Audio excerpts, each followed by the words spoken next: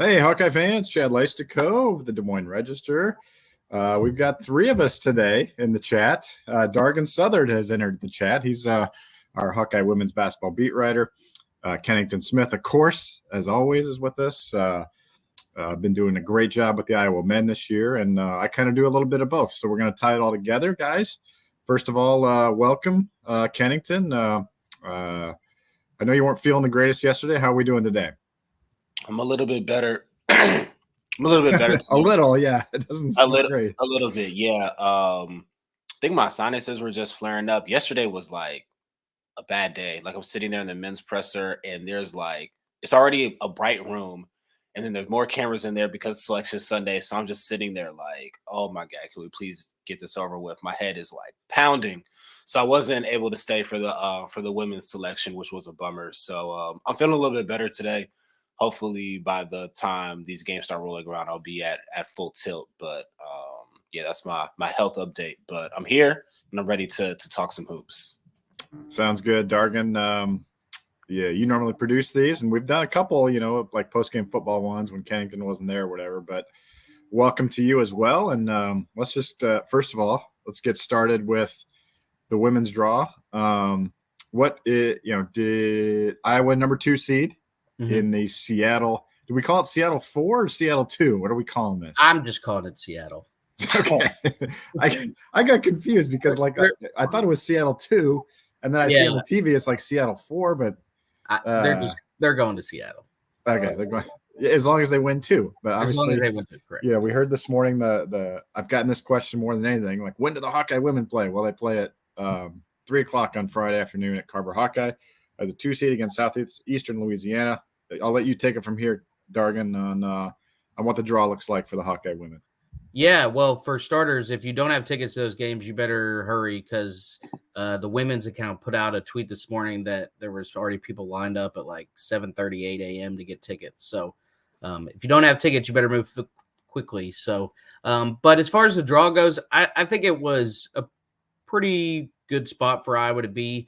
There was a lot of talk of, would they get the last 1 seed? Would they be possibly with UConn if that happens, Virginia Tech? And so, I think if they had been a 1 and had gotten put with UConn, which is what Cream's last projection had on ESPN, I think that would have been a bit of a tough pill to swallow just because, you play yourself into a 1 seed and then what do you get? You get UConn as a reward, who seems to be rounding into form. So, for them, and then, on top of that, I think if they had been the 2 or the 1 with Virginia Tech, that probably would have been, the best case scenario for Iowa, I think, just because Virginia Tech's kind of new to all this being this good. So them getting with Stanford kind of feels right in the middle of those two outcomes. And so, Stanford's a team that spent a lot of the year at the top of the polls right behind South Carolina. They've had some questionable losses here and there throughout the Pac-12, so got bounced in the conference tournament. So it's not like they've been, this invincible giant that, Iowa, feels like that they are going to have a tough battle, before the game even starts like they would with the South Carolina or something like that. So, but again, if you listen to the interviews from last night, I don't think Stanford was mentioned once. Just because, this team had the March pain hit them in the face last year with the Creighton loss. And so, before anything in Seattle really gets started, Iowa's got to get there and, shouldn't have any trouble with Southeastern Louisiana. I wouldn't expect that. But Florida State or Georgia, whomever comes out of that 7-10 matchup is going to put up a fight in Iowa City. And I would imagine that's going to be kind of the premier game on Sunday, assuming Iowa gets there. So obviously that 7-10 team, which, is kind of looks like what a lot of 7-10 teams look like, Power 5 schools that struggled here and there, but, seem to have enough firepower to pull an upset. So I think Iowa did all right on the bracket positioning, but, obviously it's time to take care of business.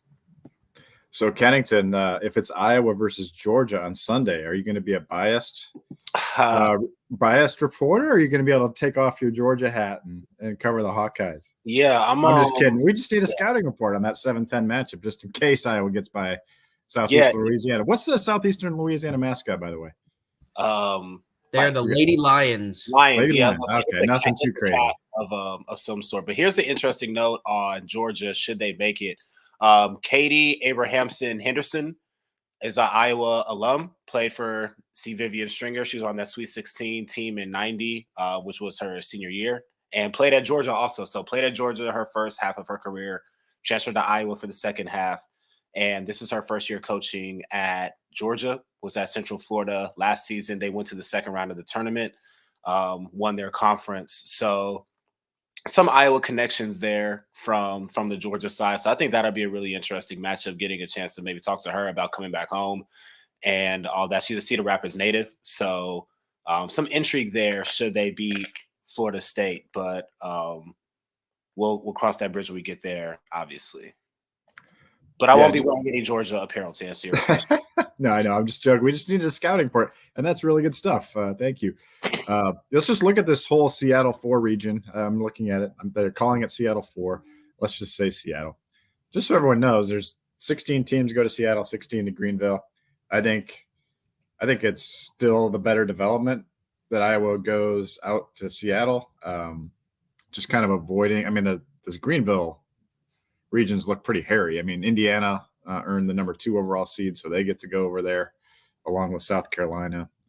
They weren't going to be matched up with Indiana anyway, so it all made sense, right? But the 1 seed in Seattle 3 is Virginia Tech, the 2 is UConn, and then of course 1 is Stanford in Iowa's region, and then Iowa the 2.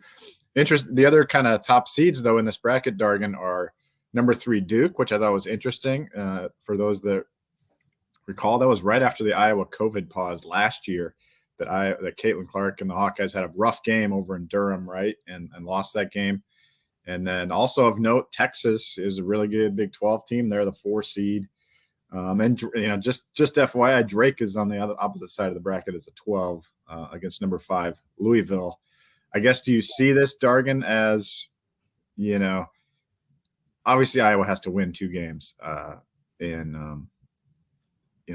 Florida State is the other possibility. I mean, they finished 4th in the ACC. So again, these are good teams. If you take the 4th place team in a conference, Georgia was 5th in the SEC.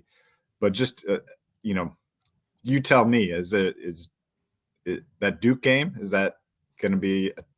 It could be a little bit of a challenge. Do you like the Duke over like if Iowa was a 1 and got Texas, or is it just kind of a wash?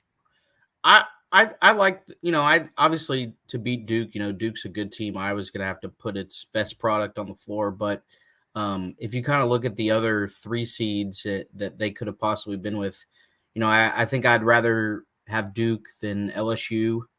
They weren't going to be paired with Ohio State, but that was another team that, kind of surged at the end of the year and hopped up and got a 3. And then the other 3, I believe, is Notre Dame. And so obviously they have a lot of history and DAP in the sport. So, in terms of those 4 number 3s, I think Duke is probably the one you want. But, again, it's going to take, we're assuming that Iowa gets to Seattle, which if they don't, I think the narrative on the season is pretty clear at that point. So in terms of, thinking about how things are going to unfold, if that happens, I think it's pretty straightforward that would be a massive disappointment. So, if they get to Seattle, I think the Duke matchup is something that they can handle. It'll be interesting. I haven't dove into Duke. It'll be interesting to see how much that team this year looks like last year's team, if their key players are back or whatnot. So, that could work into their advantage. But obviously, Kara Lawson's a great coach and has turned, not turned Duke around, but gotten Duke back to where it likes to be, even in the women's game too. So, and then, I mean, at the top, I could see Texas maybe poking around with Stanford a little bit. They've been a team that's, was at the top of the Big 12 the whole season. They've had a lot of postseason success over the years as well. So it's not going to be a team that's, going to be overwhelmed by Stanford or any of that stuff. So I think it's a manageable bracket for Iowa, but that doesn't change the fact that, they're going to have to deliver Big Ten, maybe not, a 30-point win, but Big Ten tournament-esque performances just in terms of the quality of play and all that. So we'll see how all that unfolds in the coming weeks. Yeah, I mean, I don't know. Like, I feel like this 16-team bracket, to win 4 games, I mean, I feel like it's a more manageable path than the Big Ten tournament to me. I mean, definitely, yeah. And then you think about how they do the seedings. I mean, if Iowa was the top 2 seed, which they were, you just theoretically should get the last 3 seed. Does that feel like what happened here? Yep. So I think that's a good break as well, because if you're the last 1 seed, you get the top 4. So it's not like there's not, I don't know, a huge difference, as Lisa Bluder said. But anyway, the reactions last night, I guess, what do you expect? But, they seem like they're pretty focused. Lisa Bluder had a good quote about, we even forgot to bring the Big Ten trophy. We were supposed to bring the Big Ten trophy up here. We forgot to bring it up. That's how much we've looked forward. They had a great practice yesterday. Kennington, I'll throw it to you. Is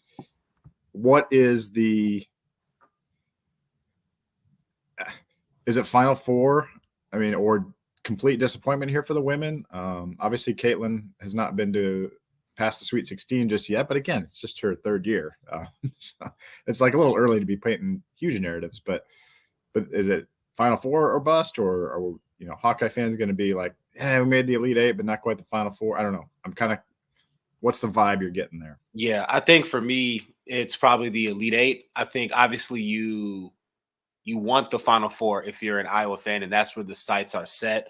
But I think if it comes down to the end and it's Iowa Stanford in the Elite 8, and it comes down to a great game, Iowa, loses in the closing minutes or down the stretch, I don't think that any fan would look at that as a disappointing season. I think you looked at this team at the beginning. They're a preseason top 5 team. They were a Final Four caliber team. You expect them to at least play for the opportunity to get to the Final Four. I think when you look at Iowa and kind of what it would take to get to the Final Four, and you've touched on it, Dargan is like, okay, can you avoid the UConns? Can you avoid the South Carolinas as long as you can? And it has set up for that. So the opportunity is there, but obviously Stanford is a great program, and they're used to being in these moments as well. So they get to the Elite 8. I think that would constitute as a successful season. Obviously, a Final Four would be historic. It would be obviously a successful season, but I think getting to the Elite 8 would probably be my floor or my barometer as far as measuring success in the postseason for Iowa this year. How about you, Dargan? What do you think?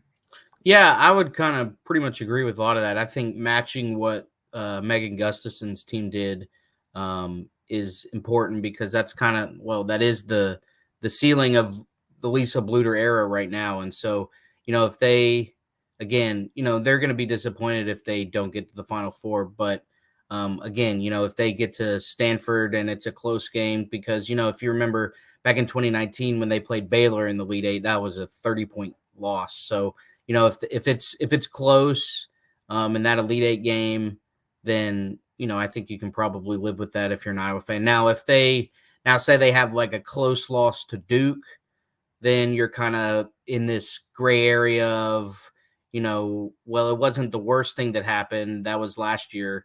But I would have a feeling that Caitlin and everybody there would feel like they left a little bit on the table if they go out in the Sweet 16. So, I would kind of put it right there. And then obviously if they don't get to the Sweet 16, that's an easy one to dissect. So, I would say getting to the Elite 8 is, I think that's a solid minimum.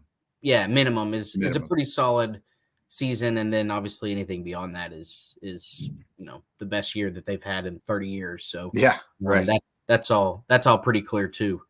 Yeah. So they're 26-6, right? You got that right? Yep. Yeah. So got to win 4 to get to the Final Four. That'd be 30 win season. That'd be pretty cool. They started the season 4th in the AP poll, right? And to get to the Final Four would be, it's right there for them. It's right there for them, for sure. And just so you know, Iowa did draw even though it's Seattle 3 and 4, like if Iowa does get to the Final Four, then South Carolina would be that first team awaiting theoretically, as long as South Carolina gets through Greenville. So it's not like it would be there's no potential for a South Carolina Iowa national championship game. So Iowa would have to take down South Carolina at that point.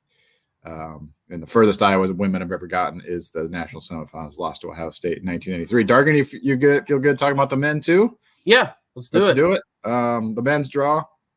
Good conversation, guys. 8th seed for the Hawkeyes. Let's just start there with reaction. They faced number 9 Auburn in Birmingham. Those are the kind of the top storylines. Like, oh, why do we have to play, 2 hours from their campus? I don't know. Are there a ton of Auburn basketball fans? I don't know. You guys are SEC guys. Is it going to be like full of, orange and blue, or is it going to be mostly Bama fans or Houston fans? And what do you guys expect in terms of that? I think it'll be a good Auburn contingency. I think Bruce Pearl has done a good job of igniting that fan base. They made, I believe, a deep tournament run previously under his tenure. I mean, last year they had 2 lottery picks in Jabari Smith and Walker Kessler. So there's interest there in the program. So I think that Auburn will have a pretty good contingency of fans out there in Birmingham for the game. So I think this is going to be an unofficial road game or whatever for Iowa. I don't think that's an overstated narrative. I think convincingly there will be more Auburn fans there than people supporting Iowa. So what about this, Dargan? I'm going to throw this at you.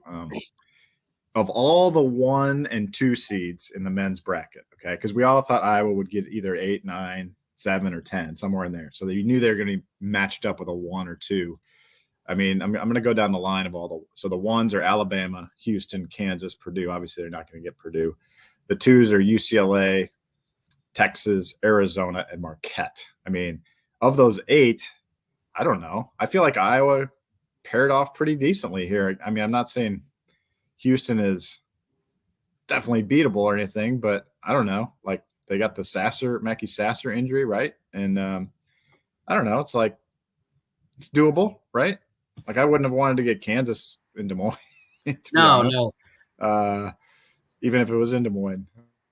Yeah, I think, I don't know how many people are going to pick, if Iowa does beat Auburn, I'm not sure how many people are going to pick them to beat Houston, but I do think that of all the options that you mentioned, that one seems the most manageable or the maybe the least overwhelming, just because, again, Houston is also kind of new to this being, this good, a 1 seed caliber program under Kelvin Sampson. So that one seems manageable, but, obviously, Iowa's going to have to put, again, we've seen what Iowa's best product looks like, and it can pretty much handle just about anyone, but we've also seen what their worst product can look like. And it's, it could be a double-digit exit, in round 1. So it feels like, we were talking about this last night, just trying to visualize what could happen travel-wise and planning all that. And it's really difficult for this team and all the Iowa men's teams that they're all kind of in this gray area of like, well, they've played well enough to, beat a team like a Houston, but they've also, played pretty poorly at times. And, that's kind of how you get to an 8 seed. Iowa favored by 1 point, Kennington. What do you think of the matchup against Auburn? This is going to be a really interesting matchup. When you look at Auburn's team, they're kind of like the inverse of Iowa. They are not a great offensive team. They're not a great shooting team from the field, not a great 3-point shooting team, not a great free throw shooting team, but they are a terrific defensive team. They have undersized guards, which can limit them offensively and defensively to what they can do. Obviously, Iowa has bigger guards with Aaron Eulis and Tony Perkins, both 6'3 plus, in that 200-pound range. Auburn's a team that will play 10 deep into their bench. They have 11 guys who have played at least 24 games this year. If you look at their minutes per game, they have, they're going to go 9 to 11 on their bench. Iowa obviously has played a shorter bench this year than they have last year. So there's a lot of differences between these teams. I think that for Iowa, the question is going to be, can they execute in the half court against Auburn's stingy defense. They're going to have a lot of different guys that they can throw at Chris Murray. They're going to have guys that they can throw at Philip Obracha in the post. A lot of it's going to come down to Iowa's backcourt and their ability to initiate offense or, in some cases, score on their own against an undersized Auburn backcourt. Rebounding is going to be really big. Both teams that like to take it off the rim and run and play in transition. Auburn's going to be a team that attacks downhill. So that'll be a huge test for Philip Obracha and Chris Murray. And staying out of foul trouble is also going to be a big thing because if Auburn is attacking downhill, if they get them into foul trouble, and Joshua Gundele and Riley Mulvey are going to have to play minutes, and Auburn smells blood in the water, then they could get a little hairy for Iowa as well. So really interesting matchup. But between these two, I'm going to have a little bit more of an in-depth preview coming out. But that's just kind of the initial thoughts on this matchup. And to the previous question about who they could have drew in the second round, if you're going to be in Birmingham, you'd much rather play Houston than Alabama. That's exactly the great point. That's a huge win in itself. Okay. Yeah. Would you rather play Auburn in Birmingham? Would you rather play Alabama in Birmingham? Mm-hmm. That would have been a really tough matchup for Iowa. So I think that they, while it's not, the best scenario, the most advantageous of the two possibilities, Iowa definitely got the better draw in that regard. Yeah. If you look at the other 8-9 in the Birmingham, what do we call this? Like pod, or I don't know. The Birmingham thing, Maryland versus West Virginia. So Joe Toussaint, there was, I think Maryland would love to trade spots with Iowa, to be honest. And Maryland had, a little bit better season than Iowa. So I think I agree. I think Iowa got a little bit better draw. But let's look at the whole bracket, Dargan. I mean, hey, they're in the Midwest region. That does not happen that often for Iowa. They usually get sent out west or out east or something like that. But if they were to make a Sweet 16 run, lo and behold, they would be playing in Kansas City next week. With the 4 seed, Indiana, which Iowa swept. And then, also in this bracket is Drake at the 12. So, some interesting – we could see an Indiana-Drake matchup in the round of 32 with that winner facing potentially the Houston-Iowa winner. So it's a really interesting draw. And then you look at the bottom of that Midwest bracket, you got Xavier and Jack Nunge at the 3. You've got Iowa State at the 6. You'd really some interesting storylines here potentially, especially if Iowa could get to a regional. It's a really interesting Midwest region. So are you calling an Iowa-Drake Sweet 16 matchup right now? Are you in Kansas City? That would be amazing. Kansas City, man. That would be something. I did find it interesting that all 3 of the Iowa teams were kind of flung out, randomly to Birmingham, Greensboro with Iowa State, and Albany with Drake. Yet, if they can take care of business, they get to come, bring it all back home to Kansas City. And you got to figure if any of those 3 teams are there, that there's going to be a ton of fans. Obviously we know what Iowa State does at Kansas City. Drake's not close, but I think Iowa would have a ton of supporters there in Kansas City, especially if it is against Indiana. The way that those two programs, run up against each other all the time. So, you kind of, this is the time when you can kind of visualize those crazy scenarios or those, interesting storylines, how they all mesh together. So, it would be interesting if even one of the 3 Iowa teams made it back to Kansas City, much less, multiple of them. Yeah, for sure. And just going into the reaction last night from the Iowa men, we talked to Connor, we talked to Philip, we talked to Chris, so kind of the veterans of the team. This is a team that, it's 100% opposite of last year, because last year they won 4 games in 4 days, tons of momentum, super tight turnaround for a Thursday game. And now it's the opposite. So which is better? I honestly think now that they're in, if they had won 3 games, let's say, and got to the finals, I don't know if they're going above a 7 seed anyway, Kennington. So, you might as well take the extra rest, right?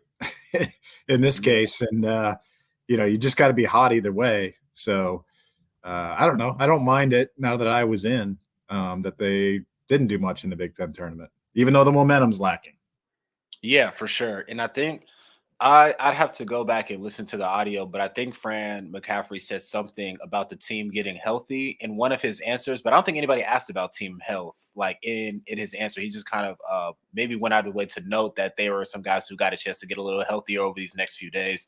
So I think that was an advantage for Iowa for sure. I think that, and we talked about this after the presser, and you kind of wrote about this in your column, that Iowa does do better when their backs are against the wall this year. There have been several examples, losing streaks, coming back, getting big wins, coming back from large deficits, where they kind of get into this like fight or flight mode. And that's when you kind of see the best of this team. I think that's been one of, if not their best quality this year, is that the team has just been resilient. And this very much feels like a situation where that resiliency can be put on display. They don't have a lot of momentum. They don't have many expectations, and they're going into a game in the opposing team's home state, a few hours from their campus. It definitely feels like a back against the wall, kind of like us versus the world type of situation. And that's when Iowa's played really well this year. So I think that while it's not ideal on the surface, it is an opportunity. It's something that may be tailor-made for Iowa to play well, because that's when we've seen them thrive this year. I think obviously the players, from their perspective, they wanted to play into Sunday. They wanted to repeat as champions or play for a championship. But all things considered, I think that this does set up pretty favorably for them to have a decent showing in this first opening pod. Dargan, no, for those that don't know, Dargan is kind of a Tennessee fan, I would say. Do you watch Tennessee basketball? Before I ask you this next question. Yes, I do. Okay. They've been very painful to watch this year. So here are a couple scores of note. So I want to get your thoughts on this. Auburn defeated Northwestern 43-42 earlier this year, somehow, and then later in the season, spit out that Tennessee score. Lost to Tennessee 46-43. Yet the over-under for this game is 153, and they play a lot of high-scoring games too. So you tell me about this Tennessee game against Auburn that was 46-43. How do you make sense of this Auburn team? Well, I will say Tennessee plays about as differently as Iowa does. I would equate Tennessee to like a better Iowa State. A defensive first team that has offensive pieces, but they're not always very consistent. And so that kind of all culminated in that game in Thompson-Boling Arena. So I don't know. Auburn's kind of been in this position where they started the year, with, thinking, a lot of people thinking they were one of the better teams in the SEC. They kind of did what, again, a lot of 8 and 9 seeds do. They show flashes of brilliance. They show moments of, incompetence, and, you kind of all put it together, and this is where they're at. So I really think a big key will be who can get the game to their style the quickest. If Iowa, gets its way and can run and push and transition and hit shots and all that, then, Auburn doesn't really have the offensive firepower to match that. And on the flip side, if Iowa can't hit anything and gets in one of those ugly games, maybe not quite in the 40s, but, something in the 50s or the 60s, then, you got to feel like Auburn is probably okay with that. So an interesting contrast in styles. And, it seems like, in these NCAA tournament games, whomever can get the game to their comfort level the quickest is often who wins. And so that'll be a very interesting and important challenge in this one. The women's tournament is sold out, by the way. Carver-Hawkeye, they announced that right before we went on the pod. So FYI, if you're listening, didn't know that yet, and you're trying to get tickets, you have to go secondary market. So that took about an hour to sell it out. About an hour, yeah. And I'm sure it would have taken less if it was like humanly possible. But, right. Last thing, Kennington, and we were kind of debating whether to bring this up or not, but let's do it because, we'll have our Wednesday radio show, and there'll be Wednesday availability in Birmingham. So maybe the maybe we can plant the seeds here a little bit. But you talked about something the other day, and I kind of agree with you, I think. Is it time to change Iowa's starting lineup? You see this, and at Dargan, I know you're a baseball fan too, so you see a shakeup of a batting order, for example, in baseball, even if it's going into the postseason. And sometimes it works. Sometimes it works. And we saw this last year. That Fran McCaffery hardly ever changes his lineup, but they finally did last year, putting Perkins in. That kind of sparked the team, right? And that's what, there was legitimate, tangible evidence that the Perkins lineup change affected things as Iowa went 12-2 down the stretch. So Kennington, is it time to change the starting lineup now going into the NCAA tournament? Yeah, I did bring this up, and I would seriously consider it. And the lineup that I would go with would be the lineup at the beginning of the season, the very first starting lineup, which is Tony Perkins, Peyton Sanford. I wouldn't be mad either way with Patrick or Connor starting at the 3. So I'll leave that option open. Chris Murray and Philip Abracha. For me personally, and Dargan just alluded to this in his last point, I think you've seen Iowa's offense, kind of struggle a little bit, particularly in that backcourt these last few games. And this very much feels like a game where you want to come out guns blazing offensively. If you can set the tone, get up early, and kind of put Auburn away. I think that putting your firepower on the court at one time to start the game would be advantageous to Iowa. And that was, ironically, the pushback that I had at the beginning of the year with that lineup is you're putting your 5 best offensive players on the court at one time. Where is the firepower on the bench going to come from? But I feel like this is one of those, like, you want to come out, set the tone early, and start good offensively, and then kind of worry about everything else on the back end. I think, Fran is going to do what he has to do to manage the lineups, but I feel like this is a situation where a shakeup, while it is probably unlikely, I think would be a good thing for Iowa and something that, he should consider. Peyton Sanford has definitely been one of the better plus minus players on the team. He's shown an ability to, stabilize the offense and get things going when he does have the shot opportunity. So I think that that's something that he should consider. Yeah, I would stick with Connor in the lineup and put Sanford in for Ulis. That's what I would do. I think because you got to have some offense out there. Right now, Ulis isn't giving you anything on offense, and Connor isn't either. So that puts a lot of focus on Chris Murray and Philip Abracha and Tony Perkins to an extent. Right. I think you start Sanford. You got 4 offensive guys out there then: Perkins, Sanford, Murray, and Abracha, and then Connor's kind of your dish guy. Frankly, I think that's their best 5. And then you can still bring Patrick off the bench for offense. So I don't like starting Patrick because then you're just bringing in non-offensive guys off the bench. What do you think, Dargan? From afar, shake-up time, and Fran never changes his lineup, so I'm not counting on it. But it seems like you want Sanford out there. Yeah, and again, in this particular matchup with Iowa's, if they can get off to a hot offensive start and put Auburn in a 10-point hole in the first 10 minutes of the game, and then you can kind of ride that cushion against a team that struggles offensively all the time. So I think in this matchup it makes a lot of sense to get Sanford out there right away, just because he's shown when he's on he can really kind of ignite a run by himself. So I think with the it's always important to start quick in the NCAA tournament, but I feel like in this matchup in particular, it's even more important just because, you could, in theory, obviously you got to play well over the 40 minutes, but if you put Auburn in a hole in the first, 10, 12 minutes, then you got to feel pretty good that, that might be enough if you can just, play even the rest of the way. So I think it makes a lot of sense just given the matchup and what Iowa needs to do to take this one. And one thing that I would add to that is Auburn, small backcourt, they do have trouble rebounding the ball, especially limiting offensive rebounding. To put Tony Perkins and Payne Sanford out there could be a huge rebounding advantage for Iowa.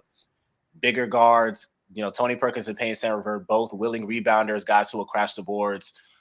Those two with Connor, Chris, and Phillip there's going to be a lot of opportunities for offensive rebounds and second chance points against a good Auburn defense. Good analysis. Let's put a pin in it there unless you guys have final thoughts. I'm excited for this. You get a fresh start every March. If you can get in, the hardest part is getting in. Over 30, what's Iowa? 19 and 13. So got to get a 21 season here, right? So you got to win at least one. Kennington. Yeah, I'd say so. Got to win one. Yeah, I say so. I mean, it's really, really interesting to kind of see like the different ebbs and flows of like the expectations of Iowa's season this year. It's like at the beginning of the year, they weren't really thought of very well in the preseason media poll. I think they were picked like 9th or 8th or something like that. And they started off pretty good. Then they went on a skid and people don't think they're going to make the tournament. And they start playing well. And people are saying, oh, well, if Fran doesn't go to a Sweet 16, we need to fire him. And now they were, could have got to a 2nd seed, then they dropped down to a 5th seed. They've just been kind of all over the place. But like you said, it's a new season, new opportunity for Iowa. I definitely think you want to get to that 20-win mark. And there's an opportunity there for Iowa, again, to advance to the Sweet 16, just like last year. I think last year obviously was like the more clear, easier path with Providence and Richmond. But there's still this year for Iowa to at least make it to the to the round of 32, and then at that point, if Sasser's not playing for Houston, then you never know what could happen. But obviously, that's way cart before the horse. They got to deal with Auburn on Thursday, and that's going to be a really interesting matchup. Yeah, it'll be tough. So 5:50 p.m. on TNT Friday or Thursday night for the Hawkeyes. Jim Nance gets the call for this one. So thanks, guys. Appreciate you. And yeah, I think we can probably safely say I'm confident in saying I'm going to guarantee an Iowa women's victory Friday. I'm going to guarantee it.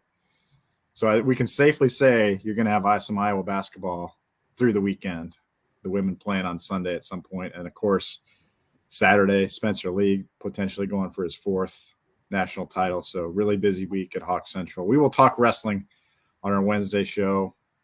Thank you, Dargan, for joining us on this long. We don't usually have the third voice here, but it was fun to get you on here. Thanks for joining us. March is fun. Yeah. And Kennington, thank you. Hope you feel better soon. We'll get you, go lay down, take some ibuprofen, and we'll recalibrate for our Wednesday radio show. All right. Yeah, sounds good. And I like that 3-word headline from Dargan. March is fun. Yeah, let's have fun with it, guys. There you go. All right. For Kennington Smith and Dargan Southard, this is Chad Leistikow of the Register saying thanks for joining us on this YouTube Hawk Central chat, and we'll talk to you next time.